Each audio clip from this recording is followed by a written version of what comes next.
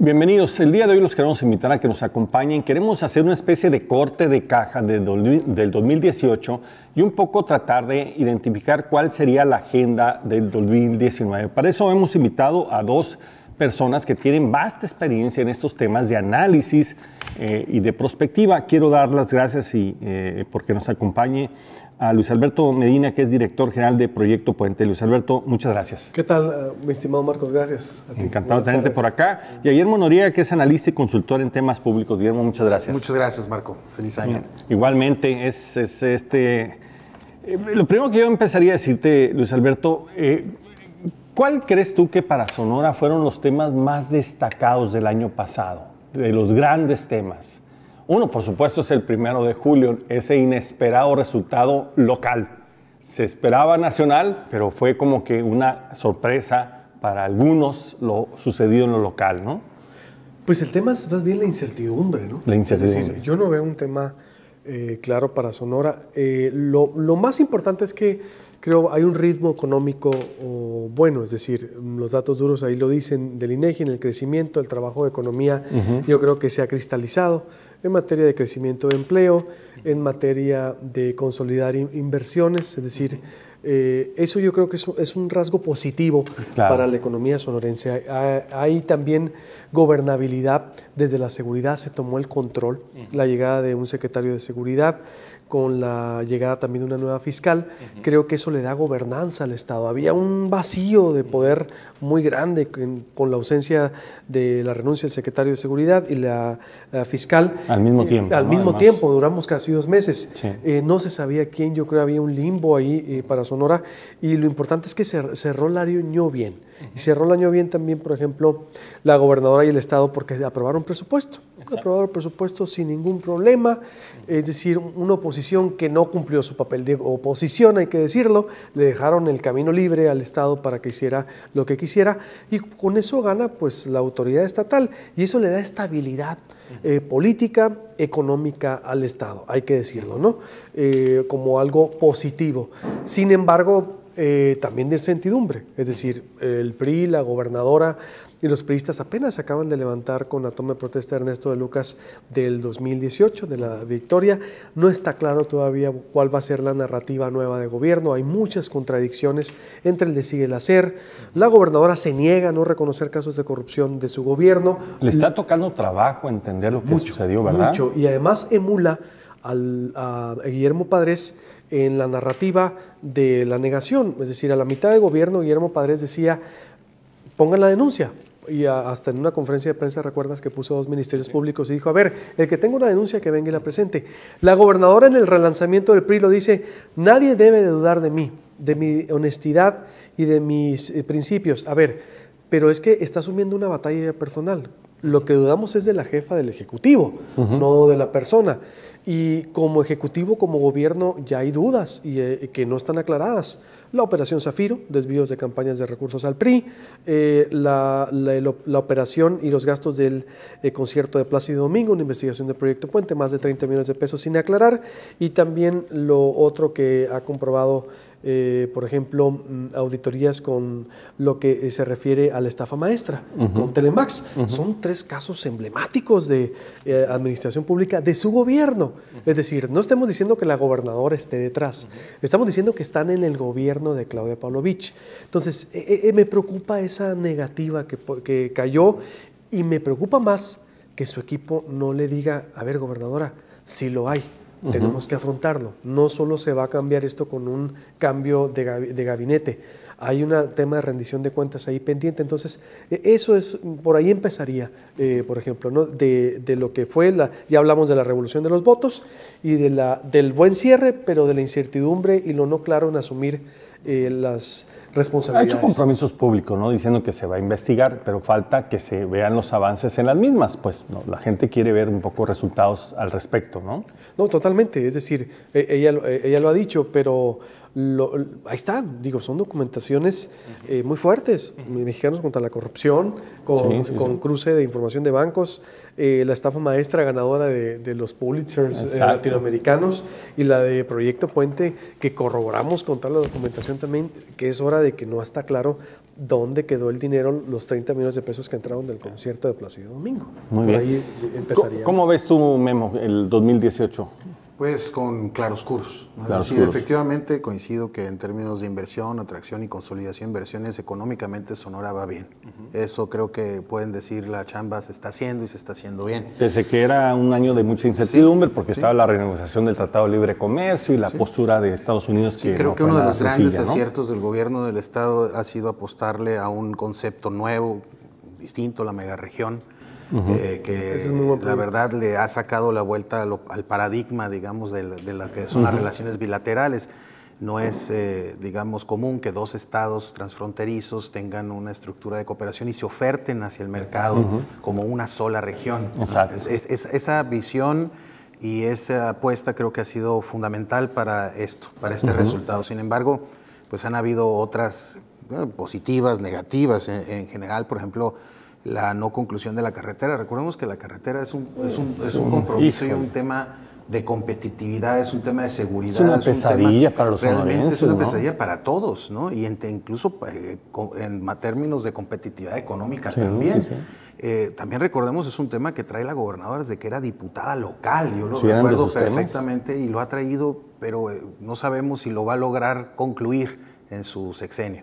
De ser así, ella va a poder decir, bueno, mi aportación a la historia de Sonora fue esta, costó tal vez más tiempo y más dinero de lo que se debió haber costado, pero no deja de ser un verdadero dolor de cabeza para la sociedad y que limita económicamente a las actividades. Además que tiene una incertidumbre que no sabemos si en este presupuesto 2019 se le dieron recursos para la conclusión o no. Hasta el momento dicen que sí, otros dicen que no hay un solo peso para eso. Entonces realmente ahí es donde vamos a poder ver la capacidad de concertación, de generar acuerdos de la gobernadora con el gobierno federal, porque en ese tipo de detalles, en el hospital de especialidades de Hermosillo que se está construyendo y en este tipo de proyectos es donde puedes ver si hay buena relación con la federación y te permiten los recursos y concluir tus obras, o simplemente te las echan por la borda para tronarte como gobierno. Eso es obvio que puede suceder. Y pues bueno, ahí hablando del hospital, por ejemplo, el hospital es uno de los grandes temas también que generó muchos problemas, la construcción con los vecinos, ¿no? Y demás, que la verdad me parece que no fue atendido de la manera adecuada. Los temas de participación ciudadana, cuando la gente se organiza en función de un tema como este, debe ser atendido desde otra perspectiva. Siempre lo ven desde, hay un complot, hay grupos de panistas que viven ahí, de oposición, que nos están alborotando. Siempre ven, ¿no?, la mano. No, pero era una legítima preocupación de los vecinos, ¿no? Pero por supuesto, naturalísima, natural, ¿no? Y además que lo puedes ver al día de hoy, cómo esa parte de Hermosillo ha sido verdaderamente caótica en los últimos meses, ¿no? Así es. Entonces, ¿cómo va a ser después? Y las repercusiones tienen mucho que ver también con cómo Hermosillo no se ha preparado para crecer de manera adecuada y ordenada, y eso pues también va de la mano. Y bueno, hay una serie de cosas que están pasando. Yo sí veo que esta estrategia de poner por encima a la persona de las instituciones es una estrategia que da muchos resultados últimamente, pero que no es la adecuada. Es decir, nadie habla de la persona Andrés Manuel López Obrador. Queremos hablar del presidente de México. Exacto. Cuando se critica a un gobernador, criticamos al titular del Poder Ejecutivo, no criticamos a Claudia Artemisa Pavlovich Arellano. Es la investidura y las decisiones que se toman desde ahí, desde donde se tienen que emitir. Entonces nadie dice y nadie diseña una ley o un sistema en función de si llega alguien buena onda. Las leyes y los sistemas se tienen que ser diseñadas por si llegan ángeles o demonios y que si quieren no puedan. Entonces, a mí me preocupa mucho esto que está pasando en términos de que las instituciones están incluso dejándose un ladito por poner a la figura personal por enfrente. Y eso creo que además es una tendencia que ha ido incrementándose a lo largo del tiempo. Muy bien, estamos hablando sobre cómo terminó el 2018 y cómo va a ser el 2019, algunos primeros, digamos, acercamientos al mismo. Regresamos un momento más con ustedes.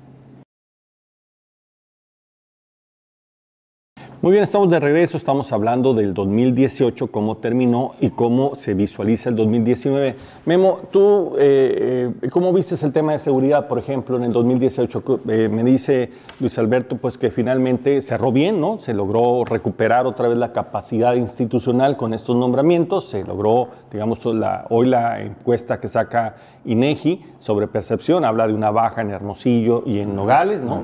Pareciera ser que eso dio buenos resultados, ¿no? Sí, bueno, si hacemos un balance del año, en el año no estuvo bien. O sea, cerró porque mediáticamente ya tenemos titulares y mandan un mensaje distinto. Y yo celebro bastante la elección también, la designación de ambos, porque parece que son personas bastante comprometidas y sobre todo bastante capaces para ese puesto. Pero en general, en el año no estuvo nada bien. Y si basta voltear hacia atrás y ver a Obregón cómo no ha podido incluso al día de hoy recuperarse la tranquilidad y la paz en una zona que ha sido los últimos años una zona de guerra. Y perdón, pero pues yo vivo, bueno, mi familia es de allá, viví muchos años allá. Si pasara aquí, en Hermosillo, y nos encontráramos 7 muertos en una esquina o hubiera las balaceras tan frecuentes, lo percibiríamos de manera distinta. Sí, platicas con nuestros amigos de Obregón, están muy preocupados. Todo el mundo ha cambiado la manera y la dinámica de las relaciones sociales, incluso en Obregón, ha cambiado de manera diametral. Y eso, obviamente, acompañado de otras ausencias de políticas públicas, pues Obregón el día de hoy está sumido en una tristeza. Desafortunadamente, esta encuesta de percepción no revisa Obregón, no, revisa Nogales. Ojalá hubiera revisado Obregón. Ahora, la percepción de la corrupción no deja de ser percepción. Corrupción o inseguridad no deja de ser percepción. Sí. Varía mucho en función de cómo se comportan los medios de comunicación y cuáles son los hechos que tú percibes. Un nuevo gobierno, nuevos mensajes, nuevos actores, te da una idea distinta y por lo menos la percepción es distinta. Yo no me iría tanto con un indicador como eso. Hay que ver los hechos ilícitos y cómo están. Es un elemento, ¿no? Pero no puede ser aislado, ¿no? Tiene que verse junto con otros, ¿no? No es concluyente. Ahora, ¿cómo ves tú, Luis Alberto, la relación con el nuevo gobierno? ¿Cómo se ha ido construyendo? Ahora le toca una situación totalmente diferente al gobierno del Estado, porque antes estaba cómodamente en una relación con un gobierno del mismo digamos, color, ahora es diferente. Pero antes de entrar en eso, yo quisiera agregar nomás el tema de seguridad. Acuérdense que hay, si me permites, datos duros de World Justice Project, en el cual reprobó a Sonora en Estado de Derecho, en impartición de justicia, en la falta de ministerios públicos, en la atención de empresas. Por cada 100,000 habitantes. ¿Qué significa esto? Que Sonora en los últimos 3 años no hizo bien su trabajo en perseguir el delito, en procurar la justicia, en procurar un Estado de Derecho donde se respete la ley, en donde el que la hace la paga, el que la hizo no la pagó. Claudia Indira Contreras prácticamente empezó de cero. Yo, la verdad, le tengo fe a ella porque se ve que es alguien de servicio, formada y que quiere hacer bien las cosas. Esperemos que sí, no sabemos si empiezan todos, ¿no? Pero hay indicios de que ella trae los fierros, de que sabe por dónde entrarle, pero le está entrando de cero. ¿A qué voy, Marco? A Sonora se dejó crecer la inseguridad. A Sonora la falta de procuración de justicia. No así la inseguridad, mientras la Secretaría de Seguridad con Adolfo García sí perseguía, sí hacía operativo, sí bajaba a tierra, pues no se perseguía a los delincuentes, no había una procuración de justicia. Ahí están los datos duros de The World Justice Project, lo dice, complementando lo que dice Guillermo. Por eso se perdió la tranquilidad en Obregón, por eso el crimen en Hermosillo llegó a estos niveles y por eso también vimos el espectáculo en el Estado. Sin embargo, el aspecto positivo, como dice el INEGI, es que ya de 6 de cada 10 hermosillenses y no 8 de cada 10 perciben que está siguen siendo inseguro. Muchos, de todos siguen modos. Siendo muchos, pero aquí el crédito es de las dos, es tanto de la administración de Manuel Acosta con Suilo, porque Suilo, bueno, con Angelina Suilo y con Célida, hay que decirlo, digo, Suilo y también hay que reconocer el trabajo del comisario Campalastra. Y Campalastra, los dos lograron contener ese delito. No estamos aplaudiendo, pero estamos sí diciendo de que entre los dos llevan un mérito por esa baja. Porque decir que nomás fue Célida sería olvidarnos que ya veníamos porque esta encuesta se levanta cuando, digo, en las últimas semanas, en los Exacto. últimos meses, pero viene ya de una tendencia. Entonces, Exacto. yo creo que las dos administraciones Sí, se llevan el crédito. hay que ser justos, ¿no? Sí, siendo justos. Y creo que pasando a la relación con el gobierno de Sonora y el gobierno federal, yo también la veo de incertidumbre porque, a ver, sí, la gobernadora tiene muy buena relación con Olga Sánchez Cordero, hay que decirlo. El mismo Manlio Fabio Beltrones tiene muy buena relación con Jacob Polensky, con Ricardo Monreal, pero no con Alfonso Durazo. Yo no he visto a Alfonso Durazo aquí tomarse una foto con la gobernadora, no sé si el Memo me puede dejar de mentir, en el Twitter. Ha ido a Quintana Roo, ha ido a Jalisco, y Alfonso Durazo, que es de Sonora, no ha venido para acá a hacer una reunión de seguridad. No se ha tomado una foto con la gobernadora haciendo un compromiso por el Estado. Sí ha ido Célida, acaba de ir Célida, por ejemplo, obvio, son del mismo partido, del mismo grupo. Me preocupa eso. A la gobernadora no han informado que de los 29 proyectos, 20 y tantos proyectos que suman 22 mil millones de pesos para el Estado, entre ellos el hospital. Los de infraestructura, ¿no? Han dicho cuáles sí, cuáles no. Exacto. Hay hermetismo. Yo quise entrevistar por ejemplo, Orenia Valles y no quiso hablar del tema, pero no han dicho cuáles sí, cuáles no. Hasta ahorita no sabemos si en realidad el gobierno federal le va a cumplir a Sonora, porque yo veo un centralismo. Hay una tendencia de López Obrador de decir, a ver, antes se robaban el dinero, había moches, que también es un riesgo, y él está centralizando y está vigilando, está diciendo qué obra sí, qué obra no. Y sobre todo el gran dinero del gobierno federal se van a ir a los programas, claro, a los niños, a los discapacitados, ¿no? A los negocios, para que la gente haga negocios, a los adultos mayores, a las tandas. Digo, López Obrador está diciendo, a ver, no, el gobierno se va a hacer federal de otra manera. Entonces yo creo que todavía falta mucho porque nos expliquen que sí, que no se va a invertir para su. Muy bien. Podríamos decir pues que en la parte económica, digamos, avanzamos. Y la parte que quedan pendientes es en la parte de seguridad. Al final como que se enderezó un poquito los números, pero sí tuvimos en términos del año bastante adverso. A veces nos comparamos con otros peores y decimos que no estamos tan peor, pero la comparación es con nosotros mismos y no nos está yendo bien. Y en la parte, digamos, de política, está costando trabajo entender los resultados, el mandato de la gente a través del voto el 1 de julio y despersonalizar el ejercicio del poder, entender que aquí se trata de instituciones, no de personas, ¿no? Muy bien, vamos a regresar un momento más, con esto estaríamos concluyendo el 2018, vamos a hablar ahora cómo se ven las perspectivas de este año que ya comenzó. Muy bien, estamos de regreso, ahora queremos hablar del 2019. Memo, ¿cómo ves el 2019? Es un año particularmente complejo, ¿no? Lo iniciamos con una crisis, con el tema del desabasto de la gasolina, que aparentemente a Sonora de entrada no le ha pegado, pero le va a pegar porque viene asociado al abasto de mercancías y de productos y de muchas cosas más, y a la economía en general. Vemos pues que hay un buen entendimiento del Ejecutivo con el Legislativo a la luz de los resultados de la aprobación del presupuesto. Parecería ser que no hay un conflicto ahí, ¿no? Que hay una buena relación, pero vemos también que hay una especie de relanzamiento del PRI y un mensaje diciendo estamos dispuestos ahora sí a recuperar lo perdido y le vamos a entrar con todo. Bueno, mira, digo, después del 1 de julio el panorama se veía más complicado de lo que se ve ahorita. Después del 1 de julio vemos cómo el gobierno del Estado le costó muchísimo trabajo entender qué eran los riesgos que venían y desafortunadamente a partir de las reformas a la Constitución, que la verdad fue un asalto terrible a la democracia en Sonora. Ahí se abrió una herida muy frente, una herida ¿no? muy fuerte que sentó, digamos, cimientos muy resquebrajados para nuevas relaciones. Es decir, es muy complicado pensar en que tanto gobierno federal como municipal y el Congreso puedan coadyuvar con el gobierno del Estado a partir de que les haya retirado las facultades que por mandato popular se debían de haber ejercido a partir de ese momento. Que, por cierto, algunos temas no se han resuelto al día de hoy. Y eso, sumado a cómo al interior del Congreso también la operación de Palacio de Gobierno ha ido resquebrajando esa alianza electoral y ahora ya tienen, digamos, mermada la oposición, pues se logra ver, ¿no?, que ha habido una operación política efectiva por parte de Palacio, no sé si ética o no sé si moral o no sé si positiva o no, pero le ha resultado.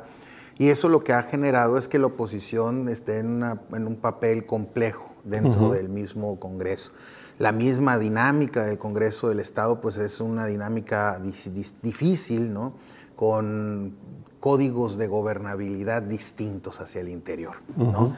Como sea, pues se ve difícil, ¿sí? Si hubo presupuesto, pero vendrán otros temas a futuro que tal vez puedan generar la división al interior del Congreso.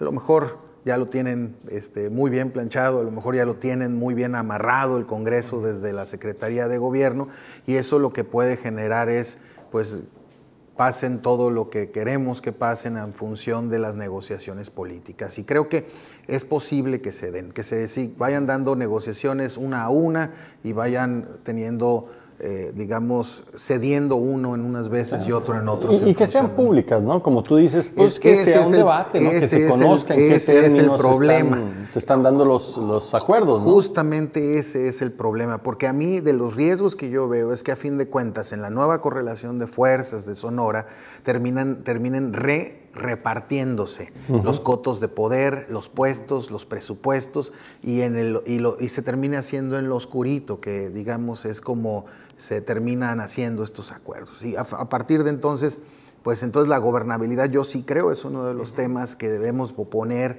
en Sonora como de los retos principales. Son de las cosas que hay que darle seguimiento. Ciertamente va a seguir siendo un tema, es el tema del país y de Sonora. Y otro tema que yo veo fundamental, pues tiene que ver con la impunidad y la capacidad que tengan las nuevas instituciones para poder castigar digamos, a diversos temas. Uno es corrupción. La verdad, por más que le apostamos a un sistema estatal anticorrupción medianamente funcional, que transitara y demás, a mí me hizo mucho, pues me generó muchos problemas ver que por más que diseñamos sistemas anticorrupción, el huachicoleo era 80 millones de veces más grande, 65 mil millones de pesos, mucho más grande de todo lo que nos imaginamos. Ni la estafa maestra, ni la Operación Zafiro son del tamaño de lo que terminó siendo esto, y ni siquiera lo habíamos visto. Operación Zafiro, se le acusa al gobierno del Estado de haber desviado 140 millones de pesos a empresas fantasmas vetadas por el SAT. ¿No? 140 millones. Frente a 65 mil millones anuales del huachicoleo no es absolutamente nada. Entonces sí hay uno de los retos fundamentales, es combatir la impunidad. Y desafortunadamente, pues al parecer no está en el espectro, digamos, ni en el interés de las instituciones hacerlo. Sí, la Fiscalía General veo que han estado dando unos resultados impresionantes, yo lo tengo que decir así, durísimo, de una manera bien comunicada, mostrando resultados contundentes. Sin embargo, si nos vamos a otras áreas y otros rubros, no hay tantos resultados. Y si a eso le sumas la insistencia del presidente de la República de seguir con el punto final y no perseguir a los grandes, digamos, corruptos, el borrón y cuenta nueva, pues eso genera un clima de impunidad que creo que sería bien lamentable para nuestro país. Sí, por supuesto. ¿Cómo ves tú, Luis Alberto, las cosas? A ver, pues en el tramo nacional, sí, a mí, antes de irnos a lo local, me preocupa un poco las demandas que se puedan venir por la cancelación del aeropuerto. Es decir, yo creo que no se debió haber cancelado el aeropuerto. Si había corrupción, se debió haber dicho, se debió haber llamado a cuentas, a haber auditado la obra. La obra la debió haber auditado el gobierno. Tenía el poder, tiene el poder político, administrativo o social para decir esto está mal, esto sí, esto no. Para mí fue un error. Y la forma también de cómo se está encuestando no me gusta. Es decir, yo soy un fanático también de que la gente se le encueste a la John Elster, ¿no? La democracia participativa, sí, pero con herramientas profesionales, porque nos ha costado mucho en el país pasar de la o consolidar las instituciones, que sí se permitieron muchas de ellas totalmente, entre el PRI y el PAN las hicieron pedazos, sí, algunas, pero no por eso el gobierno actual va a tener un nivel... Se trata de mejorarlas en todo caso. Totalmente. ¿No? Entonces yo creo, bien sí en las encuestas, pero no así, digo, las debe de mejorar el gobierno. Me preocupa igual que Memo, que no hay rendición de cuentas, ahí está la estafa maestra, está la Casa Blanca, están muchas cosas más, yo sí difiero, creo que 140 millones de pesos son muchísimos, porque junto con los 750 millones de pesos de los demás estados, y Sonora está ahí, la verdad tenemos un tache. Qué mal que en el gobierno del Estado no están haciendo una autocrítica del dinero que se le ha ido por el caño. Pero me preocupa que el mismo López Obrador, pues no estoy viendo ganas de abrir un proceso. Bueno, ya dijo, no el presidente, pero oye, Sedesol, Secretaría de Hacienda, sí, y otras más, que alcanza a Sonora, la estafa maestra con Telemax. Me preocupa la seguridad del presidente. Sí. El presidente no puede andar yendo al Oxxo solo cada rato. Una que otra vez sí, pero no siempre. No. Oye, y más enfrentando esta clase de problemáticas como el combate al robo ilegal de gasolina. Estás enfrentando un monstruo igual o peor que el 65 narcotráfico. $65 millones de pesos, nada más. Igual o peor que el narcotráfico. Sí. Entonces digo, él debe de tener más en cuenta que ya no es tampoco el López Obrador, el peje, es Andrés Manuel López Obrador, el presidente de México. Una institución. Entiendo, y yo estoy de acuerdo con todas sus políticas de austeridad, lo que ha hecho de quitar excesos al Estado Mayor, a la presidencia. Ha cambiado la liturgia del poder. ¿Por qué? Porque él ya no se mueve con los mismos símbolos. Eso a mí se me hace excelente, porque el poder ya no es lo que era antes con él. Pero se está exponiendo demasiado. Exacto. Una persona se le acercó al aeropuerto en la Ciudad de México, veía las imágenes y le pegó en la espalda una palmadita. Sí. Oye, digo yo, está bueno, eres de carne y hueso, la gente te lo aplaude, pero hay mucho loco con iniciativa, ¿eh? Desafortunadamente. Y no un guachicol, alguien que llegue por un antipeje, una antimorena, y ¿para qué? Hemos visto artistas, ¿no?, que sus propios fans en esa locura los han sacrificado. Si me permites, vamos a regresar un momento más. Estamos hablando del 2018, ya del 2019, lo que está pasando a nivel nacional y a nivel Sonora. Muy bien, estamos de regreso, estamos hablando ahora del 2019. Luis Alberto, tú nos hablabas del plano nacional y ahora, ¿cómo ves el plano estatal? Yo, el plano estatal, veo que falta todavía tomarse en serio que ya es un gobierno de oposición y de poder compartido. El gobierno del Estado le apuesta a seguir con el puño, con el estilo duro de hacer política, con una escuela de Fernando Gutiérrez Barrios que pues no le dio resultados. Ahí están los resultados del 1 de julio. El haber encarcelado a Guillermo Padres no le fue suficiente a la gobernadora ni al PRI, porque si la gente hubiera visto algo diferente, vota por ellos. Y a ellos no les cae el 20, como dice el memo, como dices tú mismo, han tardado en procesar la victoria. No veo un relanzamiento. Es el único símbolo positivo que veo es la llegada de Ernesto Lucas al PRI, porque él sí le entiende, él sí entiende la reforma que debe tener el partido de fondo. Él sabe lo que demandan los tiempos modernos. No sé si lo vayan a dejar. Veo una plutocracia gobernando en Sonora. ¿Quién? Gobierno de ricos. Veo ya en la calle los mismos nombres, se queja la gente de que te puedes ir a una vuelta por la Colosio y ves las obras y son nombres o de familias que han estado en otros sexenios y eso es plutócratas identificados y que están viendo un gobierno de ricos. Entonces, deben de cambiar la imagen. Deben de cambiar la narrativa, deben de cambiar las formas, el fondo. La gente los está viendo iguales. Es decir, cuando tomó protesta Ernesto Lucas, ahí están, cientos, miles de comentarios, hicimos una numeralia, los cruzamos, la gente los está reprobando. Vean cualquier encuesta que traigan a nivel nacional, las verdaderas, están reprobados. Digo, en muchas áreas, ya le reconocimos la gobernanza, le reconocimos lo económico, entre otras cosas, sin duda, no todo está perdido, pero yo no los veo a ellos haciendo un ejercicio de autocrítica, por ejemplo, de reflexión, para saber realmente, y si la hacen por encimita, porque el no reconocer que tu gobierno tienes problemas, que tu gobierno está acusado de corrupción, es un mal síntoma. Lo siento, es decir, nadie quiere que esto se descomponga, pero las formas del discurso, de no autocriticarse, a mí me preocupa mucho, porque ya cambió el escenario. Tienes a las principales capitales gobiernos de oposición, a un gobierno federal de oposición, a diputados de oposición, a una sociedad crítica. Diferentes. Así tienes que gobernar.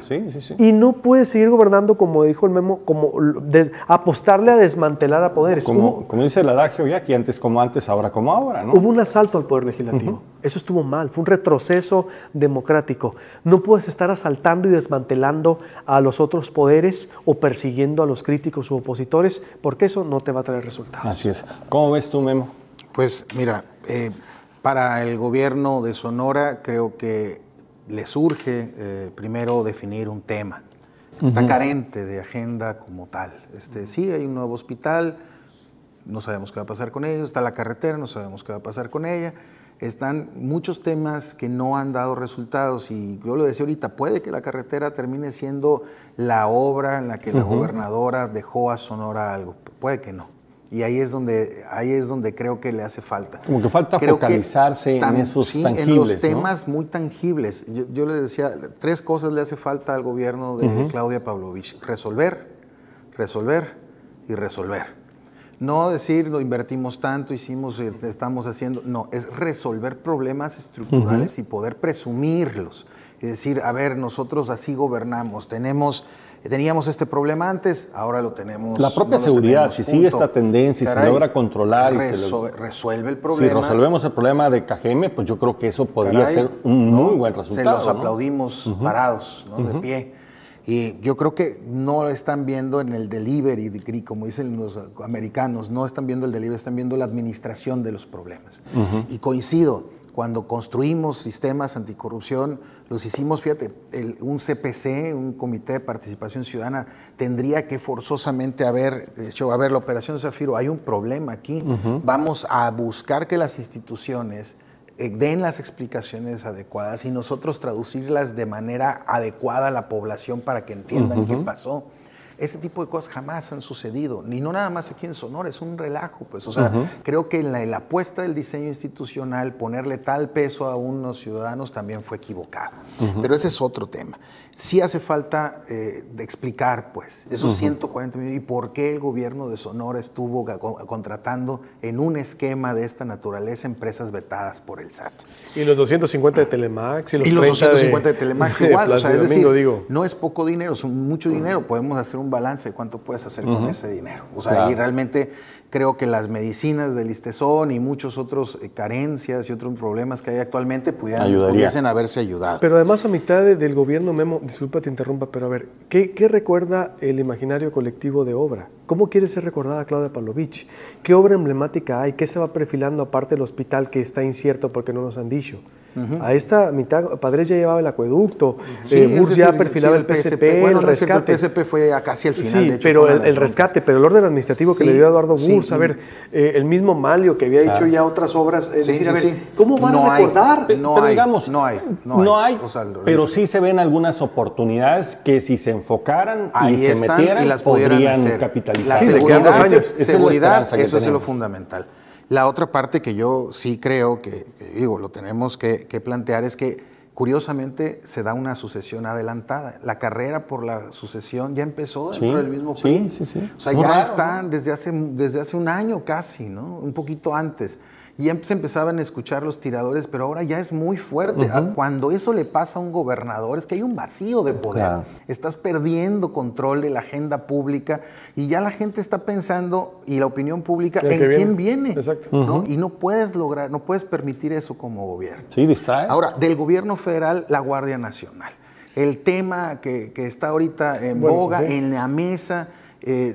Yo entiendo que la violación de los derechos humanos en la disciplina militar no es nada más porque el militar lo quiere. Hay regularmente orden muy clara de exterminar, de desapariciones forzadas, ¿no? O sea, los riesgos, los grandes riesgos que existen con este tema va a ser uno de los grandes temas del 2019, su operación, y espero pronto un plan para retirar a los militares de las calles, aunque no sé si sea suficiente, puesto que muchos de ellos van a terminar en la Guardia Nacional. Digamos, en una conclusión muy apretada, hay avances, pero también hay retos pendientes y hay oportunidad si se enfocan. Sí se enfoca. El mejor aliado de Claudia Pavlovich del Estado es el tiempo. Tiene 2 años, 2 años y medio todavía para darle la vuelta en ciertas cosas. Y muchas cosas se pueden hacer. En otras hay retrocesos, ya los dijimos, pero todavía tiene 2 años y medio. Tiene la gran ventaja la gobernadora, que está muy a tiempo en darle la vuelta en algunos temas. En otros no, insisto.